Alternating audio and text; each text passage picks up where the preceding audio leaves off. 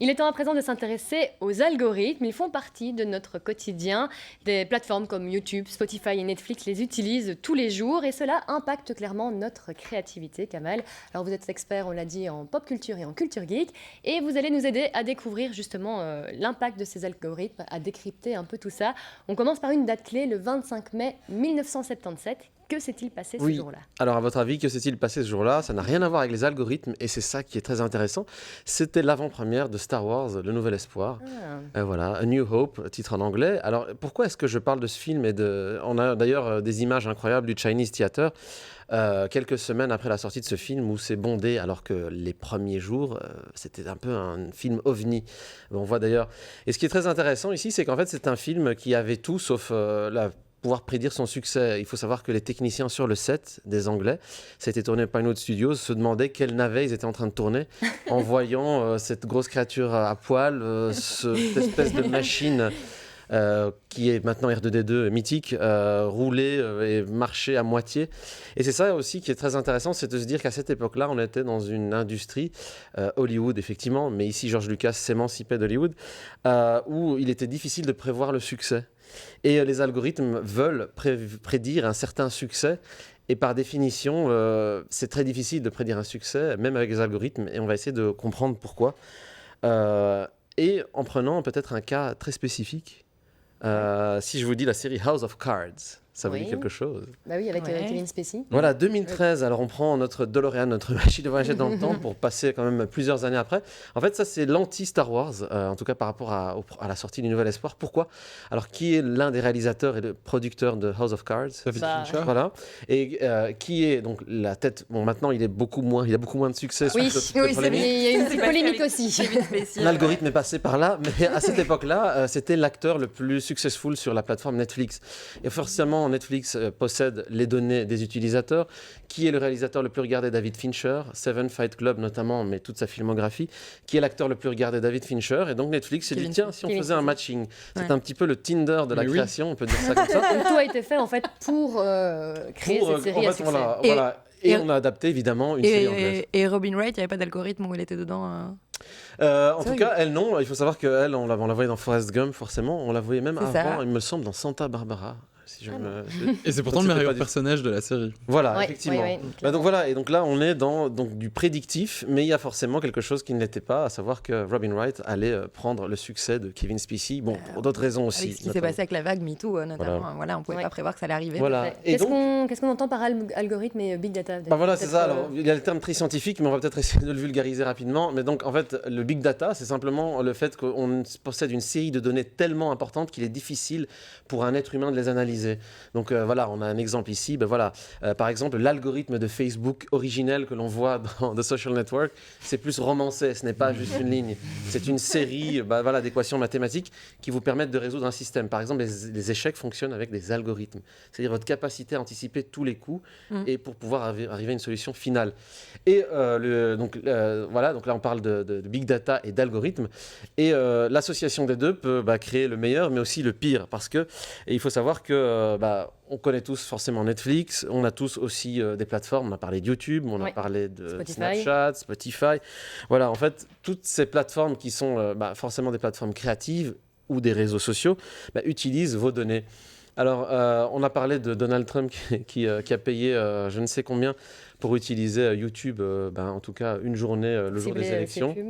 Voilà, on cible les pubs.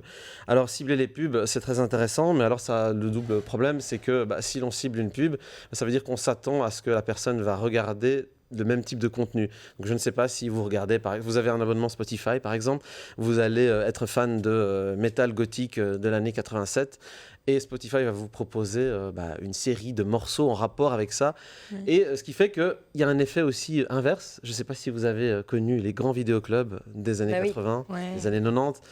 Je pense qu'il n'en existe plus qu'un à Bruxelles. Le White Knight de Montgomery, c'est toute mon enfance. Voilà, par exemple. Et là, on était face à un référent, un curateur, c'est-à-dire quelqu'un qui vous suggérait un film sur base de sa personnalité, sur base d'un choix. Vidéo Express, pardon. Oui, c'est ça, Vidéo Saint-Gilles. Encore là, Vidéo Express et les derniers combattants Voilà.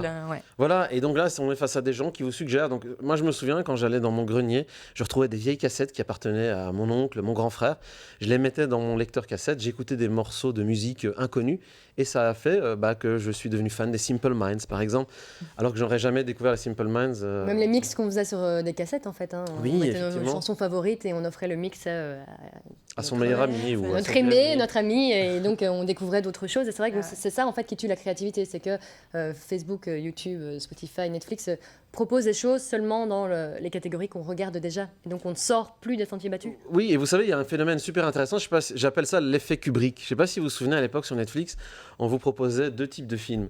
Alors, est-ce que vous aimez plutôt 2001, l'Odyssée de l'espace ou American Pie? Voilà, je pose la question. Alors, en fait, Est-ce qu'on répond C'est vraiment bien honnêtement binaire. Est-ce qu'on répond vraiment honnêtement à cette question quand on choisit? Ou est-ce qu'on dit ce qu'on c'est marrant parce que- voudrait montrer? Bah voilà, il y a un Américain justement qui a sorti un livre qui s'appelle Everybody Lies. Il parlait du fait que tout le monde sur les réseaux sociaux disait que Donald Trump était un méchant vilain, un Biff Tannen. Alors qu'en fait, la plupart des gens finalement qui le disaient n'avaient pas forcément ces idées politiques-là. Et donc en fait, c'est bien qu'on aime se mentir à soi-même, ce qui fait qu'en fait, les gens ont tendance à dire, par exemple sur Netflix, qu'ils préfèrent 2001 à American Pie, alors qu'ils se marrent plus en regardant American Pie. Et donc en fait, vous mentez à un algorithme qui vous suggère des choses sur base d'un mensonge que vous faites à vous-même, ce qui fait que Netflix ne propose plus du tout cette manière d'aborder le monde. Et c'est tant mieux, parce que le cerveau humain est quelque part non prédictible, et c'est tant mieux. Je veux dire, j'aime pas qu'on me suggère des choses sur base de ce que j'ai aimé. J'aime bien aussi me faire surprendre quelquefois. Et ça, pour c'est quelque contrer chose de cet, très important. cet algorithme, comment on fait? On en parle autour de nous, justement. Tiens, quel est le dernier bon film que tu as vu? Quel est le dernier livre que tu as lu? C'est ça Bah la voilà, solution? il existe des clubs de lecture, donc pourquoi pas proposer des clubs d'écoute musicale ou des clubs. C'est un petit peu sortir de la plateforme. À l'heure où on parle de détox digital, c'est peut-être aussi intéressant de revoir l'humain, de discuter. C'est pour ça qu'il existe des cercles philosophiques de lecture. D'écoute musicale, ça se fait de moins en moins, de découverte de films. Alors les gens disent oui, on ne va plus en festival, on ne va plus dans les salles. Eh bien, c'est ça aussi à l'époque, c'est aller dans une salle sur base de l'affiche. Voilà, souvenez-vous de Retour vers le futur, qui est un monument de la pop culture. Il faut savoir qu'il y a des archives à Bruxelles qui disent que c'était au cinéma, dans les galeries, où en fait c'était une affiche. Peu de gens savaient de quoi le film parlait, un truc de voyage dans le temps.